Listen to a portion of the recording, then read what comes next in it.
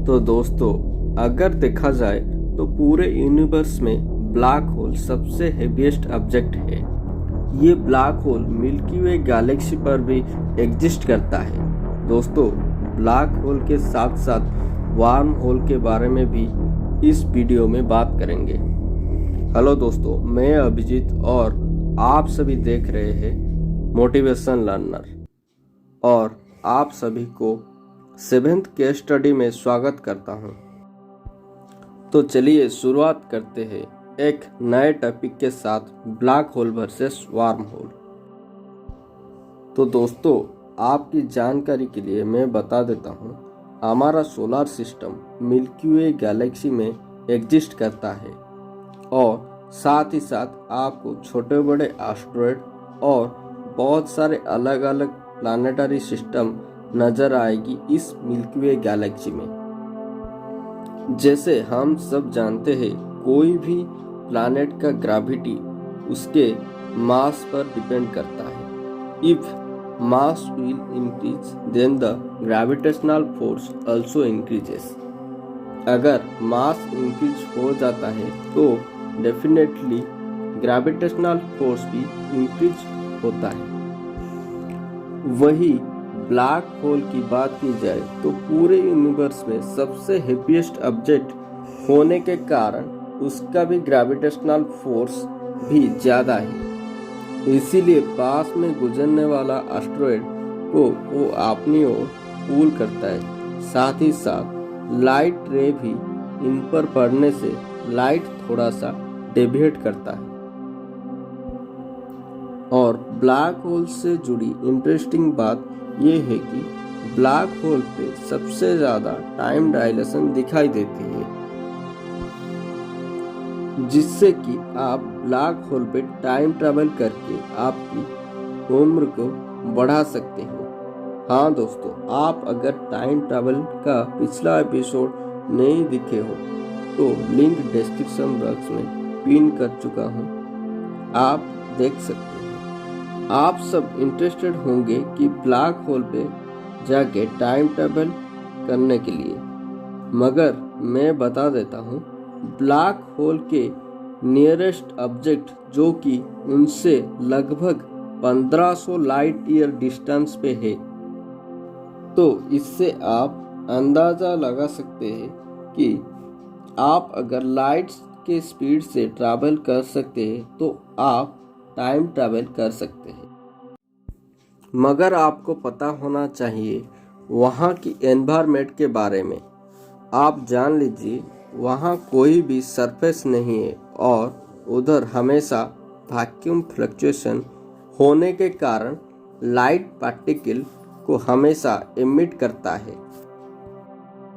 और इस black hole पे हमेशा कोल्ड एनवायरनमेंट रहता है और हाइड्रोजन के साथ साथ सिलिकेट डस्ट होने के कारण वो लाइट को ऑब्जर्व करता है।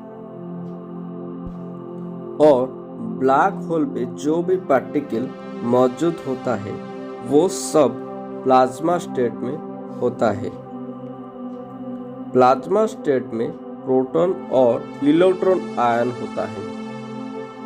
मैं फिर से आपको क्लैरिफाई कर देता हूँ कि ब्लैक होल पे आम इंसान के लिए सरवाइव करना इतना मुश्किल क्यों है।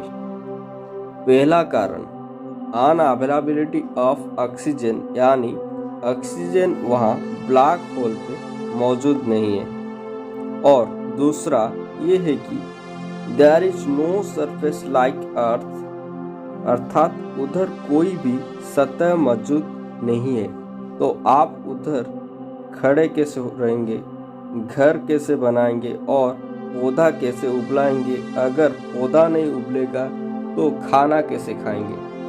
और तीसरा बात ये है, black hole has a reservoir of colder denser gas with larger quantity of molecular hydrogen.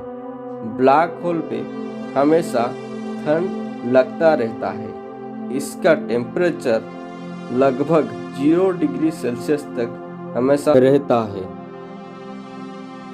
और चौथा कारण ये है कि Due to heaviest object and high gravitational force, it pulls other object or asteroid, and that asteroid hit with each other and collision will be takes place there. छोटे छोटे object और asteroid को वो अपनी ओर खींच लेता है, जिसलिए ब्लैक होल पे आपस में टकराने के कारण छोटे बड़े कलिजन होता रहता है। तो दोस्तों, आप सोच के बताना, क्या आप लोग टाइम ट्रैवल करके ब्लैक होल पर जाने को चाहते हैं? कमेंट में ज़रूर लिखना। तो दोस्तों, चलिए थोड़ा वार्म होल के बारे में भी बात करते हैं। तो सन 1935 में फेमस फिजिसिस्ट अल्बर्ट आइंस्टाइन ने वार्म होल के बारे में एक्सप्लेन कर चुके हैं, मगर उससे पहले नाथन रसेल, जो कि एक फिजिसिस्ट है, वार्म होल के बारे में वो टिप्पणी दे चुके हैं। मगर उस समय वो इसको व्हाइट होल बोलते थे। वो बोलते थे कि अगर हम ब्लैक होल की एक छोर से जाके दूसरे छोर से आगे जाएंगे तो आप खुद को व्हाइट होल की बिगनिंग पार्ट में पाओगे, मगर वो होल एक्चुअली में बहुत ही छोटा होगा।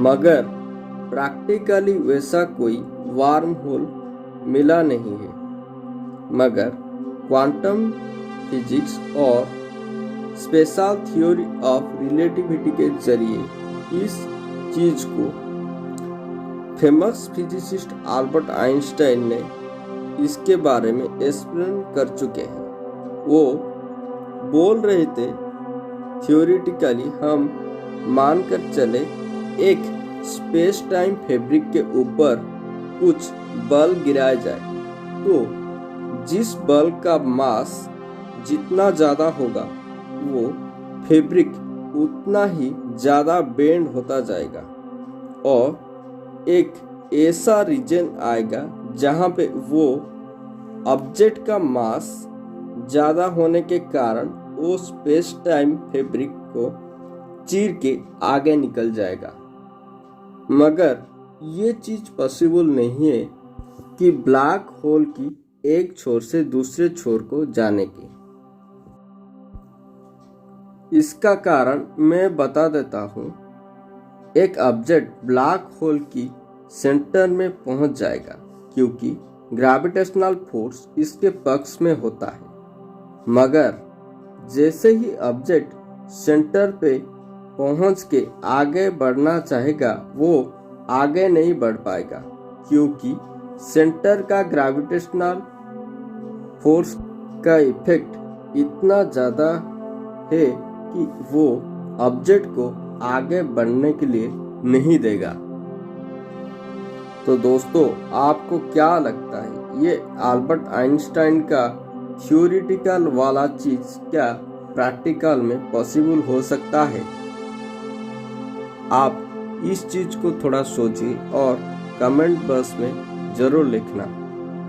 Thank you, keep watching and keep learning and see you the next video, special theory of relativity and general theory of relativity.